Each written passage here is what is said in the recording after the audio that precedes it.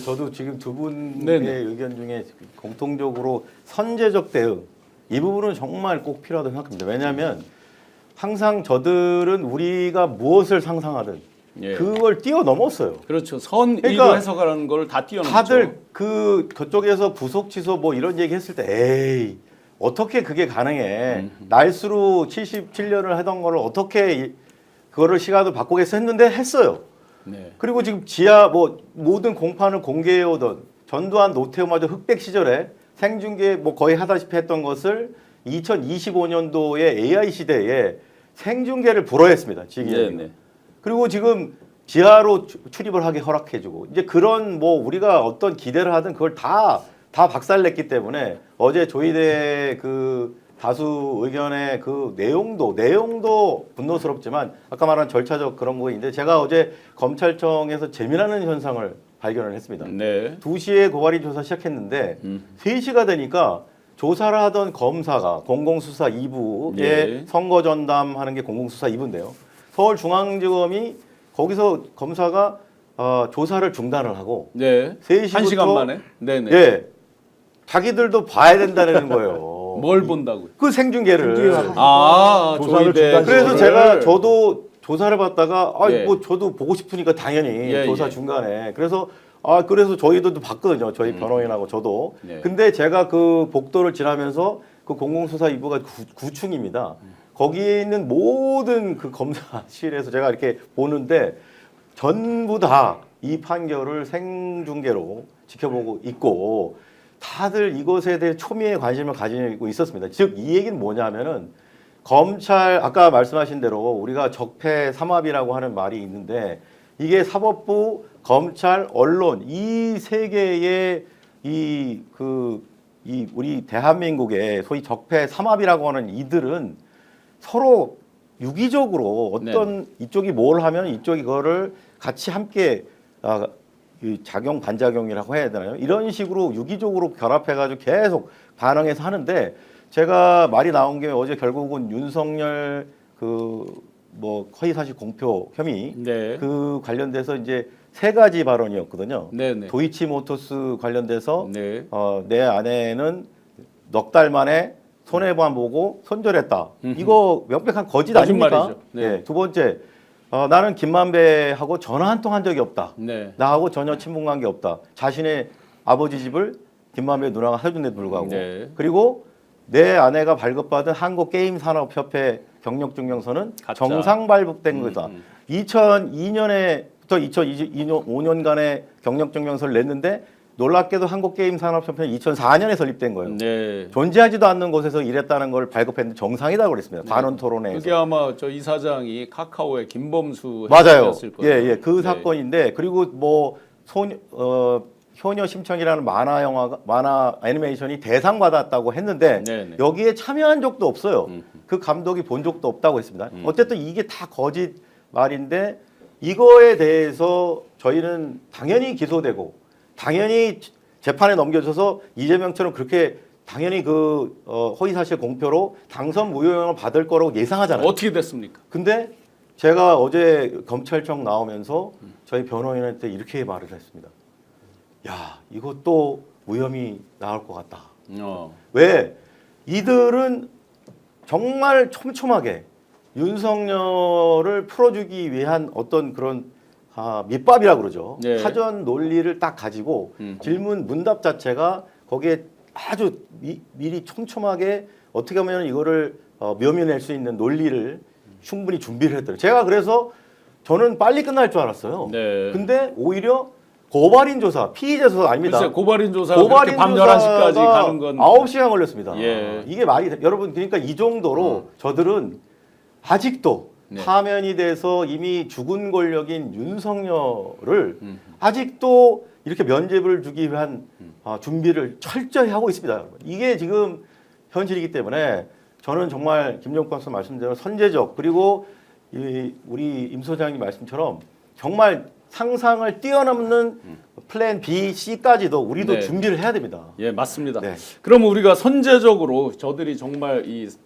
내란 친위 쿠데타 세력, 사법 쿠데타 세력들은 똑같이 한덕수를 포함한 내란 세력들과 함께 뭐든지 다 할 사람들로 보여지는데 그러면 선제적으로 할 수 있는 것 중에 대표적인 거 뭐가 있을까요? 말씀하셨던 게 이제 국회가 탄핵을 할 수도 있고 탄핵하는 거, 만약에 법관에 대해서. 만약에 이재명 후보가 대통령이 된다면 네. 법무부 장관이 네. 지휘권을 발동해서 예. 공소를 아예 그냥 취하를 해버리게 공소 되는 취하해서 그렇게 아예 되면 그냥- 재판을 받아야 될 하등의 이유가 없는 네, 거니까. 네. 근데 이건 6월 3일 이후에 가능한 그렇죠. 부분이기 때문에 시점상에 예를 들면 공백이 있는 측면들이 있는 거죠. 네. 그리고 말씀하신 것처럼 그러면 형사소송법을 통해서 소위 그 소추 문제와 관련해서 예. 대통령 소추 문제와 관련해서 입법으로 추진을 해서 좀 더 명확하게 하는 것, 재판 자체가 중단되게 만드는 것. 그래서 그 부분은 이미 이제 뉴스에도 나와 네. 있지만 민주당에서 그 헌법 제 84조에 형사상 수사에서 이제 기소하는 거는 이제 멈추는 거고 네네. 소추하는 거 멈추는 거는 돼 있는데 네네.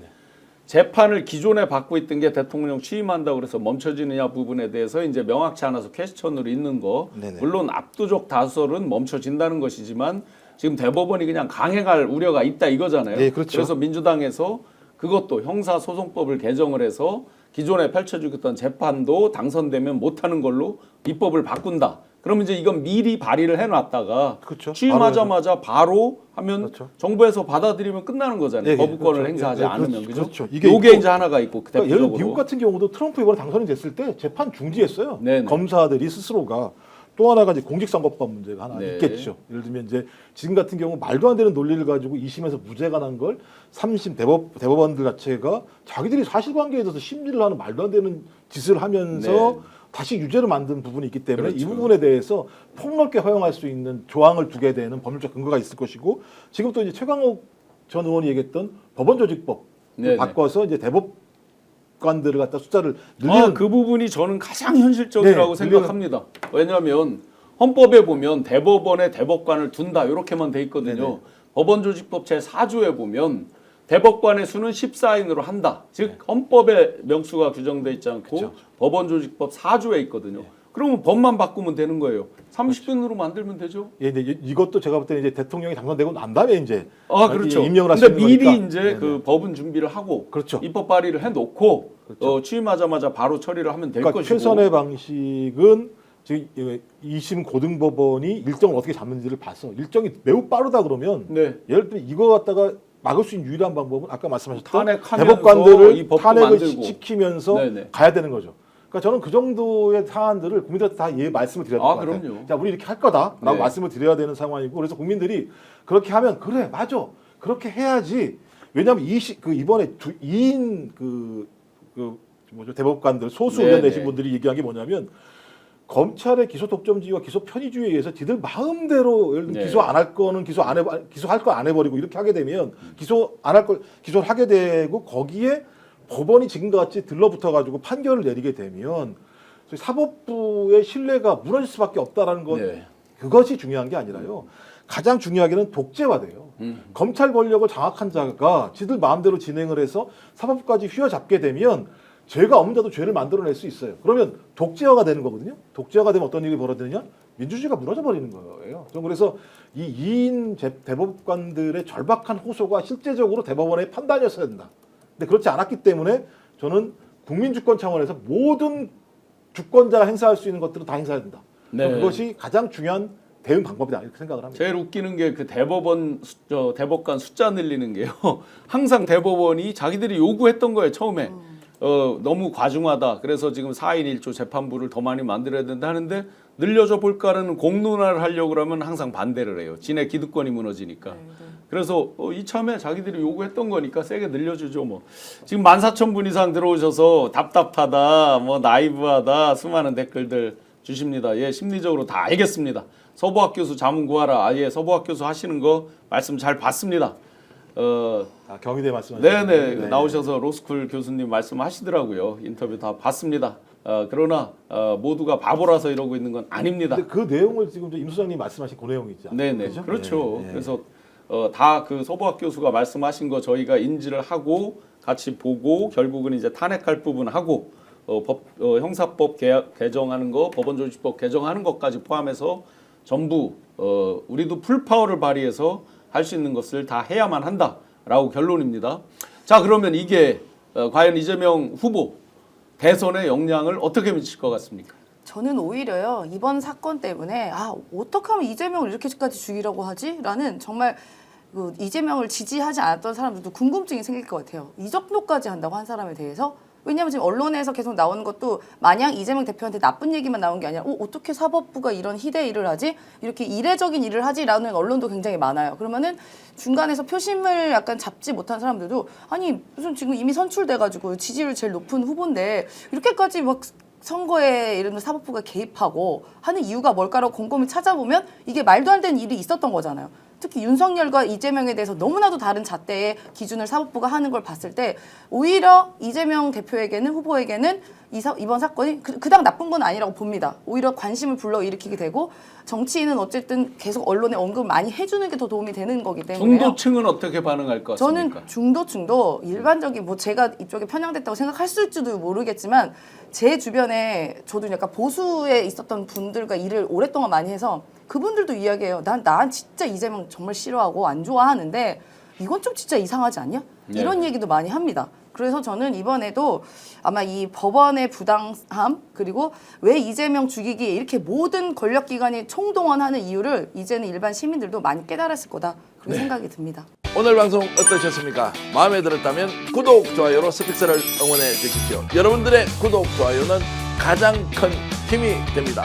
스픽스 구독, 좋아요.